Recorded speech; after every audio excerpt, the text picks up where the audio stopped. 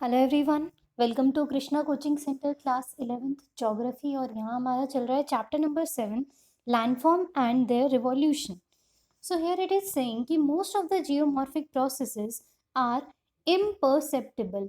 Imperceptible का मतलब होता है that is very hard to observe. भाई, जो हमारा जियोमॉर्फिक प्रोसेस है वो इतना क्विक होगा, इतना तेज़ी से होगा कि उसको डेली लाइफ में ऑब्जर्व कर पाना बहुत मुश्किल है। सो इसीलिए जो प्रोसेस है वो काफ़ी स्लो है एंड अनडिटेक्टेबल है। So as for the geomorphic agents are capable of erosion and deposition, two sects that is erosional और डिस्ट्रक्शनल या डिपोजिशनल एंड कंस्ट्रक्शनल। तो जियोमॉर्फिक एजेंट्स हैं वो इरोजन भी कर सकते हैं, कोई चीज़ें ख़राब भी कर सकते हैं, या डिपोजिशन भी कर सकते हैं कि वहाँ पे कोई चीज़ें वो डिपॉजिट भी कर सकते हैं। अब दो सेक्ट्स थे, जैसे कि इरोजनल हो गया या डिस्ट्रक्शनल, यानी कि जहाँ पे इरोजन होगा वहाँ पे डिस्ट्रक्शन होगा, और जहाँ पर डिपोजिशन होता है वहाँ पे कंस्ट्रक्शनल होता है। यहाँ पे कोई चीज़ डिपॉजिट हो रही होती है। So construction of landforms are produced by them. So बहुत सारी मैनी वेराइटीज़ ऑफ लैंडफॉर्म ये डेवलप होंगी by the action of each of the geomorphic agents, depending upon specially the type of structure. तो किस तरीके का लैंडफॉर्म डेवलप होगा geomorphic agent से, ये हमें किससे पता चलेगा कि किस टाइप का स्ट्रक्चर जो है वो बना है। जैसे फोल्ड है या कोई फॉल्ट है, कोई जॉइंट है, फ्रैक्चर है, उसकी हार्डनेस सॉफ्टनेस क्या है, परमिएबिलिटी क्या है, यानी कि कितनी चीज़ें उसके आर पार जा सकती है, कितनी चीज़ों को आने जाने की परमिशन है, या इम्परमिएबिलिटी कितनी है। So they come under the structure of the rocks.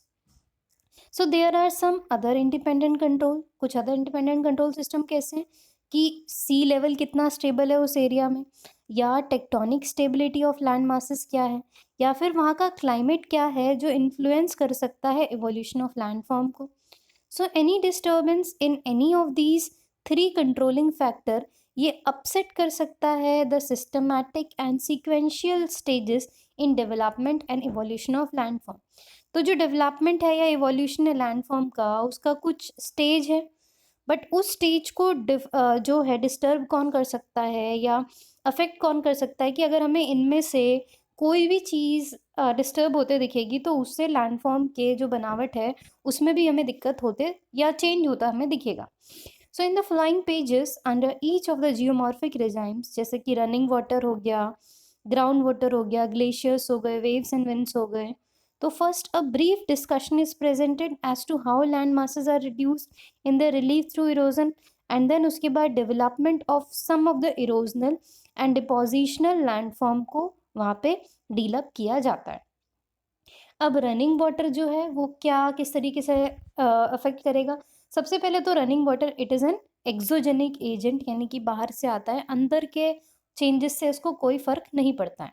तो in humid regions which receive heavy rainfall, so running water जो है वो most important of the geomorphic agent है in bringing about the degradation of the land surface. तो दो components हैं यहाँ पे, there are two components of running water. One है overland flow on general land surface as a sheet, और दूसरा होता है इसमें लीनियर फ्लो। तो ओवरलैंड का मतलब सिंपल क्या है यहाँ पे कि किसी भी डायरेक्शन में वो लैंड में फ्लो कर रहा है, जबकि लीनियर फ्लो का मतलब क्या है, वो सीधा एक ही डायरेक्शन में वाटर फ्लो हो रहा है। जैसे लीनियर में स्ट्रीम हो गया, रिवर हो गया, वैलीज की। तो most of the erosional land form they are made up of running water, and वो किससे एसोसिएटेड होते हैं, they are associated and related with vigorous very energetic and youthful rivers, जो कि ग्रेडियंट से फॉल हो रही हैं, फ्लो हो रही हैं।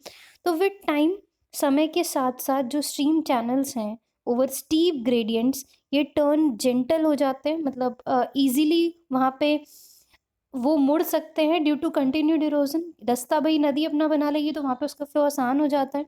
सो they as a consequence lose their velocity, facilitating active deposition. So there may be depositional form जो एसोसिएटेड है with the streams flowing over steep slopes. But ये जो फिनोमेना है will be on a small scale compare to those associated with river flowing over medium to gentle slope.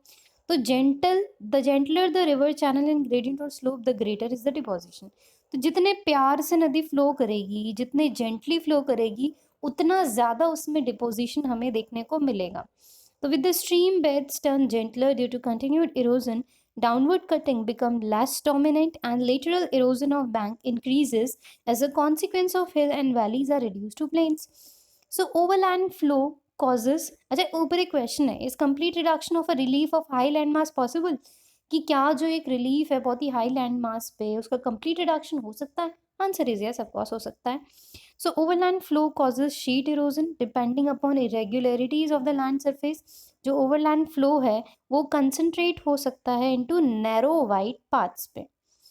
So because of the shear friction of the column of flowing water, minor या major quantities of material from the surface of land वो remove हो जाएगी in the direction of the flow and gradually जो small narrow जो चीज़ें हैं वो form हो जाएंगी. तो ये जो रिल्स होंगे ग्रेजुअली डेवलप हो जाएंगे लॉन्ग वाइड गलीज में, गलीज डीपन होंगी, वाइडन होंगी एंड बहुत सारी वैलीज जो हैं हमारे यहाँ पे फॉर्म हो जाएगी. तो in the early stages down cutting dominants during which irregularities जैसे कि वाटरफेल कास्केड्स ये रिमूव हो जाएंगे. मिडिल स्टेजेस में stream cut their bed slower and later erosion of valley ये सीवियर हो जाएगी. ग्रेजुअली जो वैली साइड है ये रिड्यूस हो जाएगी to lower and lower slopes. So the divides between drainage basin are likewise lowered until they are almost completely flattened, leaving finally a lowland of fade relief with some low resistant remnants called monad docks standing out here and there. The type of plain formed as a result of stream erosion is called peneplain. अब दो तरीके की चीज़ें यहाँ पे form हो सकती हैं. तो एक है आपका मोनाड नॉक्स, एक है पेनेप्लेन. पेनेप्लेन तो पूरा प्लेन एरिया जैसा ही होता है. अब इसकी कैरेक्टरिस्टिक्स जो है नदियों की वो हम कवर करेंगे अपने अगले वीडियो में. Thank you so much.